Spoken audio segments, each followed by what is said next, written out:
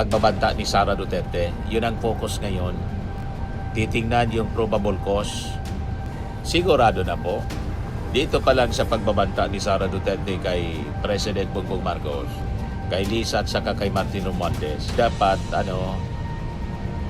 minutes. There is a motion to dispense with the reading of the minutes of the hearing held on April 22, 2026 and for the approval of the same. The same as... Ito yung opening statement po. Magandang umaga. Hindi haka-haka, kundi opisyal na record. Mga record na punong-puno ng numero. At ang mga numerong iyon ay nagbabagang mga balita at pagtalakay sa mga isyu ng lipunan. Bulsa! Opinyon, banat at paglalantad sa katotohanan. Bulsa! What you see is what you get. You decide. Ito po mga kababayan, si Dante Marapilla. So nagsimula na po yung Justice Panel sa pagtalakay na pagbabanta ni Sara Duterte. Yun ang focus ngayon. Titingnan yung probable cause. Sigurado na po, dito pa lang sa pagbabanta ni Sara Duterte kay President Bongbong Marcos, kay Lisa at saka kay Martin Romualdez, dapat sentensyado dito si Sara Duterte ng conviction. Hindi siya pwedeng ma-acquit dito, mga kababayan, ng mga senador during the trial. Kasi ang testigo dito, buong mundo, no joke, no joke. So ito ngayon ang sinasabi dito ni Chairperson Jinky Luistro. Malinawan niya yung pagbabanta. Yun ang kanyang sinabi sa opening statement. Pakinggan natin yung opening statement, mga kababayan, ng Chairperson ng Justice Committee, si Jinky Luistro. Yan po. of the hearing held on April 22, 2026 and for the approval of the same. Madam Chair, The Honorable Pica Gonzalez. I move to dispense Dispense na yung reading ng of the minutes of the previous meeting, Madam Chair. minutes. There is a motion to dispense with the reading of the minutes of the hearing held on April 22, 2026 and for the approval of the same. The same as... Ito yung opening statement po. Magandang umaga po sa ating lahat. Good morning. Good morning. Walang sagot. Itutuloy natin ngayon ang pagdinig na ito. But before we move forward, it is important once again that we look back dahil ang bawat hakbang natin ngayon ay nakatayo sa mga ebidensyang nailatag na sa mga nakaraang pagdinig. Noong April 22, matatandaan na marami tayong mga resource persons.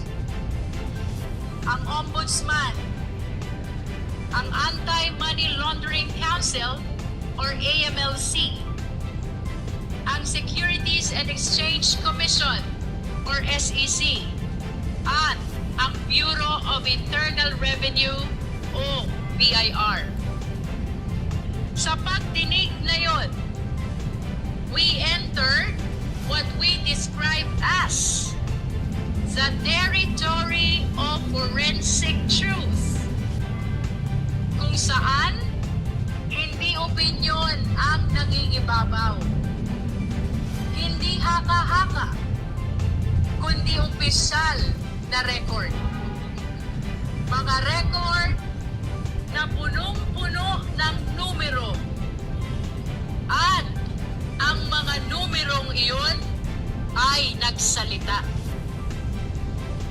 Tatlong bagay ang malinaw na lumitaw. Una, ang mga salin na walang cash o cash deposits. We began with the Office of the Ombudsman, which confirmed the Vice President's submission of salins. Puro may Ito diferensya. yung tinatawag natin na Statement of Assets, Liabilities, and Net Worth. kapansin-pansin na mula 2016 hanggang 2024, tumaas ang net worth ng Vice Presidente mula 34 million patungong 88 million. Ngunit kapansin-pansin din na mula 2019, zero cash o cash deposits ang idineklara. Wala kahit 5. Kaya hindi maiwasan ni Congressman Joel Chua na magsabi, di wow, wala daw cash o cash deposit. Tama po ang tinig ninyo. Walang cash sa bulsa o kahit sa bangko. Kung biro man ito, hindi ito nakakatawa. Dahil kung walang cash o cash deposit, ang tanong, paano umikot ang pera? Correct. At kung walang laman ang bangko, paano lumaki ang yaman? Correct.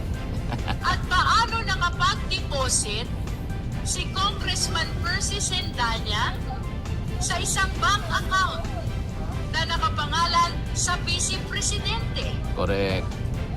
At ibig ba nitong sabihin ay ang Vice Presidente ang kaisa-isang opisyal sa buong Pilipinas na walang land bank account?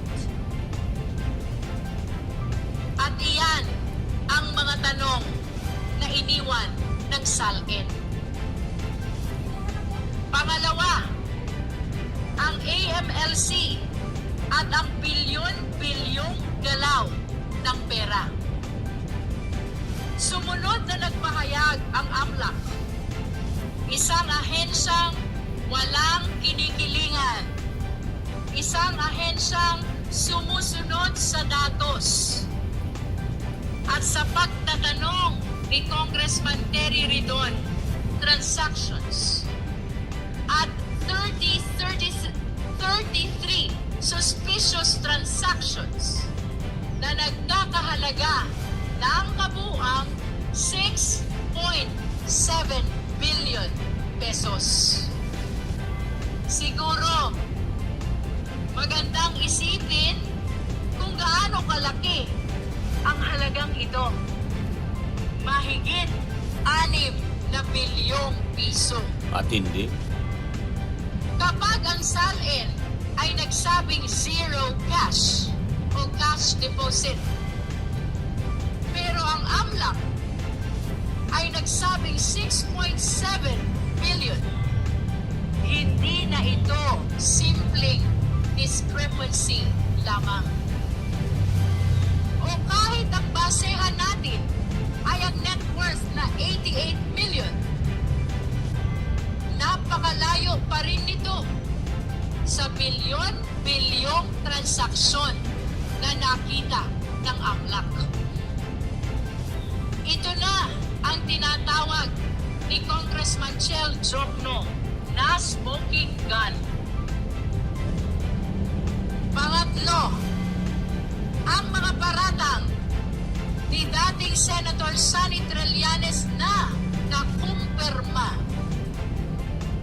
10 taon, ganyan katagal ang hinintay ni Senator Trillanes. Ganyan katagal pinagdudahan ang kanyang mga aligasyon. Mga aligasyong patungkol sa mga bilyon-bilyong piso na pumasok sa mga account ng mga Duterte. Ngunit noong April 22, ang mga ito ay hinarap at nakumpirma.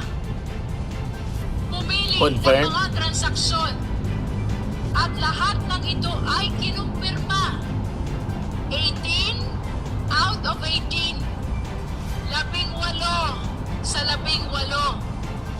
Pero, nang binilang muli, mali pala.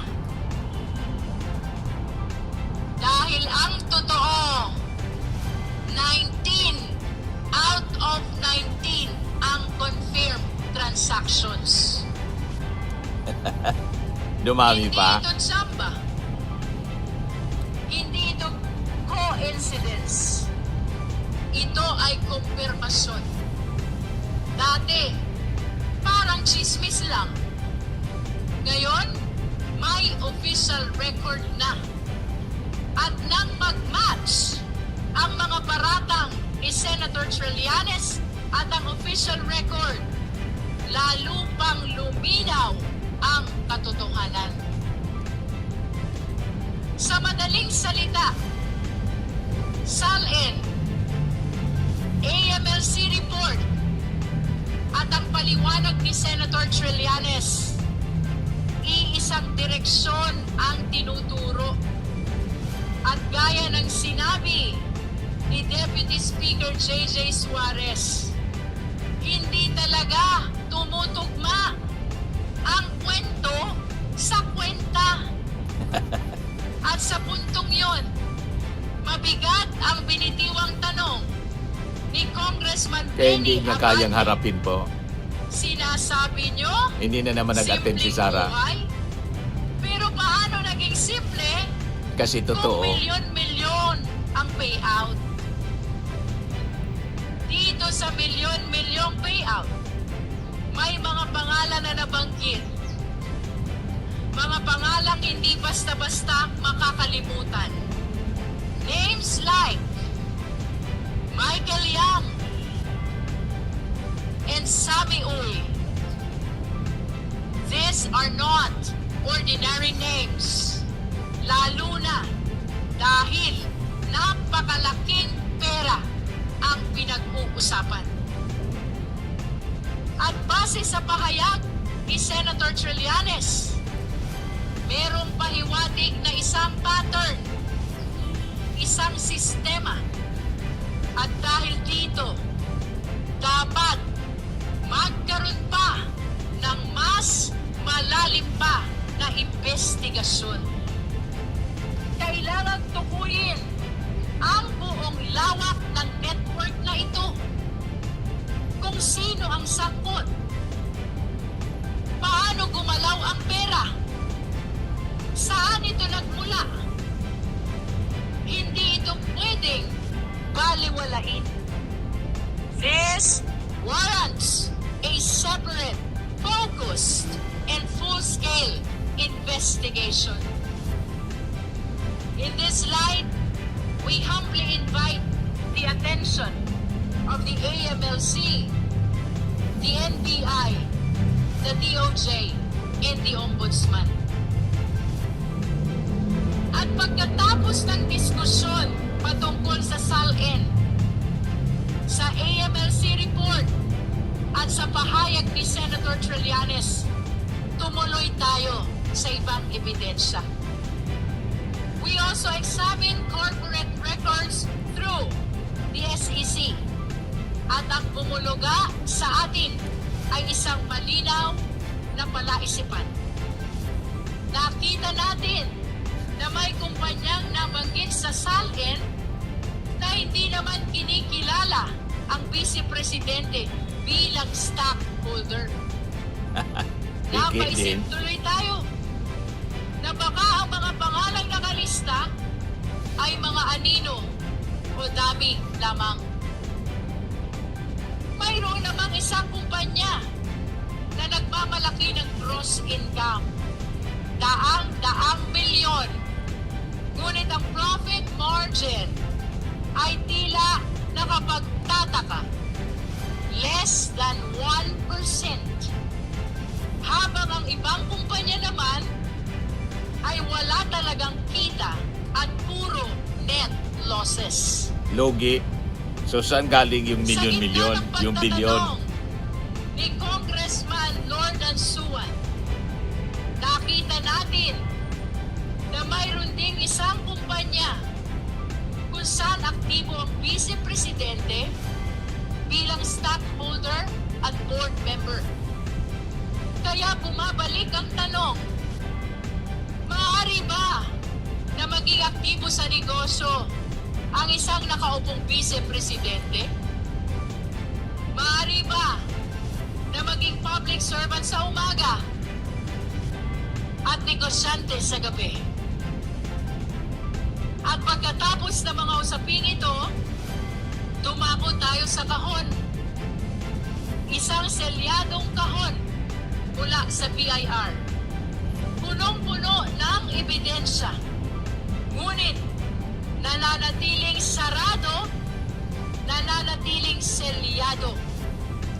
Nandyan daw ang mga report ng Vice Presidente sa kanyang mga kinita sa mahabang panahon.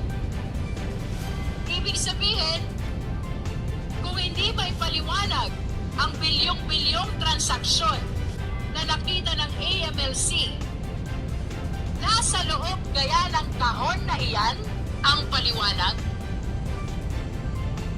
Marahil ay pwedeng pag-isipan kung ang salin ay nagsasabing walang cash at cash deposit at 88 million ang laman ng kabuang net worth.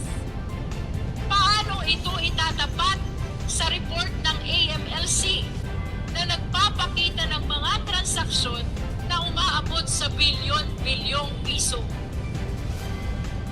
At kung ang negosyo ay lugi ayon sa SEC at ang sahod bilang Vice Mayor, Mayor at Vice Presidente ay hindi naman aabot sa 100 milyon, saan? Saan ang galing ang bilyon-bilyong transaksyon? Correct. Ang tanong, mga iginagalang na mambabatas, mga minamahal nating kababayan, ang tanong, nasa loob ba ng kahon ang kasagutan? Bagamat pansamantalang ipinagpaliban ang pagbukas ng selyadong kahon, malinaw sa ating lahat, ang kahong iyan ay hindi lamang kahon ng papel. Iyan ay kahon ng napakaraming katanungan. Katanungan na dapat sagutin at dapat suriin sa tamang panahon.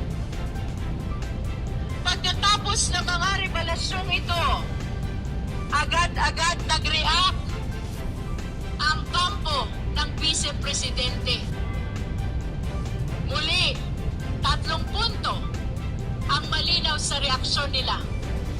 Una, sabi ng mga abogado, handa raw sumagot ang Vice Presidente.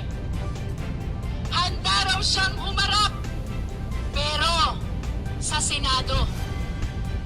Hindi dito, kundi sa Senado. Ang upuan ng Vice Presidente ay nananatiling bakante. Napaisip tuloy tayo, kung doon siya sasagot, hindi ba't kinikilala na rin niya na meron ng sapat na ebidensya dito at patungo na talaga sa Senado ang kasong ito? Pangalawa, tungkol sa mga naibunyag ng AMLAC, lalo na yung 6.7 billion, hindi raw nila sinasabing tama o mali ang mga numerong ito. Ngunit ang payo nila, be cautious. Mag-ingat daw tayo.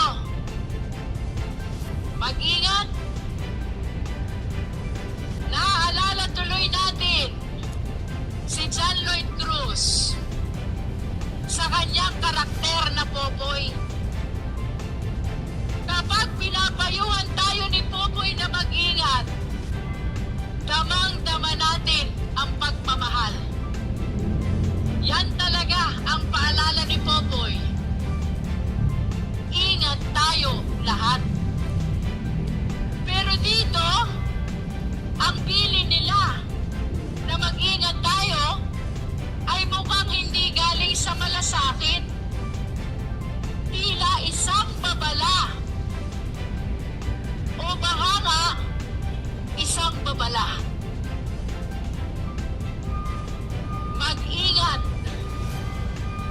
Sa harap ng bilyon-bilyong piso, iyan ang sagot.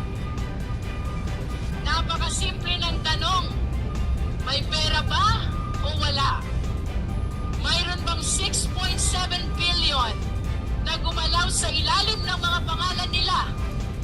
At kung mayroon, saan galing?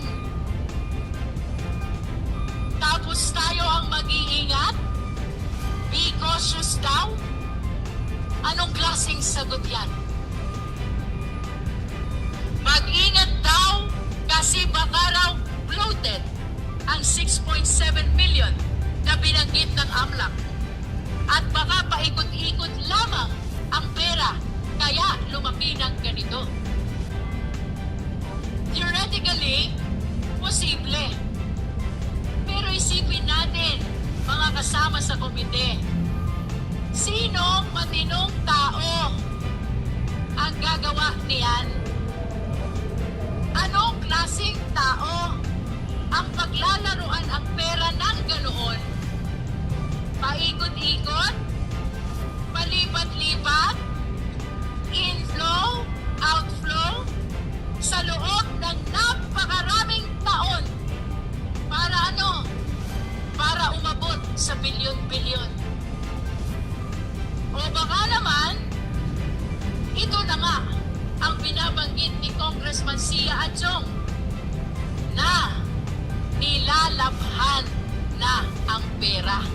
Money laundering. Ayon sa kanya, ang paulit-ulit na labas-pasok ng pondo ay senyales ng money laundering. At kung ganoon, lalo itong dapat ipaliwanag. The only people who fear the disclosure of these transactions are those with dirty secrets. Transparency is the only response of those with integrity. Everything else is just an excuse. At tandaan natin, dati pa nilang sinubukan na harangin sa kagalang-galang na Korte Suprema ang kapangyarihan ng komite na mag-issue ng subpoena. Pero hanggang ngayon, walang temporary restraining order o kahit direktiba galing sa Supreme Court. Kaya, malinaw, we shall proceed. At yan ang tatlong bagay na ginawa nila. Una, nagdeklara sila na handa silang sinabihan tayo na mag-ingat daw tayo. At pangatlo, ang pag-file ng panibagong reklamo laban sa atin. At ngayon, narito na tayo sa puntong ito. April 29, itutuloy natin ang pagdinig. Kung ang nakaraan ay tungkol sa numero, ang pagdinig ngayon tungkol sa pagkatao. Hindi lamang kung saan napunta ang pera, kundi sino ang may hawak nito. Hindi lamang transaksyon, kundi ang intensyon. Today, this committee will therefore continue its pursuit of the truth. Sisimulan natin sa selyadong kahon na galing sa BIR. Isang kahon na naglalaman ng mga dokumento na maaaring magbigay linaw sa mga katanungan natin. Pero hindi tayo titigil dyan. Dahil pagkatapos niyan, pupunta tayo sa mas malalim at nakababahalang usapin. We will examine allegations involving threats, intimidation, possible violence, destabilization. Ang paratang na, kung totoo, ay hindi lamang nakakaalarma, kundi lubhang papanganib para sa ating lahat. May mga video, may mga salita, may mga pahayag na kailangang patunayan. Kaya inaasahan nating marinig ang paliwanag ng NBI, National Bureau of Investigation. Sila Sila ang magdadala ng mga video. Sila ang tutulong sumagot sa mga karagdagang katanungan tungkol sa mga ito. So let us be clear. This is no longer just about discrepancies. This is now about character. Sino ba talaga ang vice-presidente? Siya ba talaga ito? Ang vice-presidente? Ang ikalawang pinakamataas na opisyal ng Republika ng Pilipinas na malinaw na nagbanta sa buhay ng presidente, na nag-utos na patayin ang presidente. Siya ba itong uhaw sa karahasan na nakuha pang magsalita tungkol sa pagpugot ng ulo ng presidente? Is she a public servant bound by the same laws as the person on the street? Or one who believes she is above the law?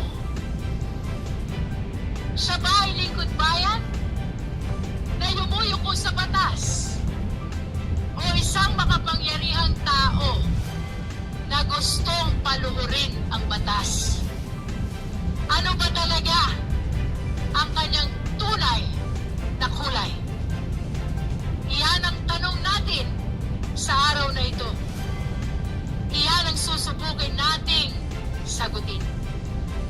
At sa huli, babalik tayo sa pinakasimple ngunit pinakamabigat na tanong sa prosesong ito. Sa gitna ng mga paratang laban sa vice-presidente at sa gitna ng mga ebidensya, karapat-dapat ba siya sa posisyon niya? Is she still fit in her position as Vice President of the country? Gaya ng lagi nating sinasabi, wala tayong papanigan, kundi ang katotohanan. Saan man tayo dali ng ebidensya, doon tayo susunod. Gaano man ito kalayo, gaano man ito kahirap, doon tayo pupunta. Our mandate is clear. Our resolve is firm, guided by the Constitution, anchored on evidence, and faithful to the trust of the Filipino people, and above all, led by the clear voice of our conscience. We shall continue this hearing. Ang sabi ng kampo ng Vice-Presidente, let us be cautious. Mag-ingat daw tayo. Ang sagot natin, let us be truthful. Magpakatotoo tayo. With that, maraming salamat po. We direct the committee secretary to call the case. Ayan yung tatalakayin ngayon mga kababayan, yung pagbabanta na ni Sara sa ating Pangulo kay Lisa Marcos, pati kay Martin Romualdez. At saka bubuksan na rin nila yung sealed box mula sa BIR.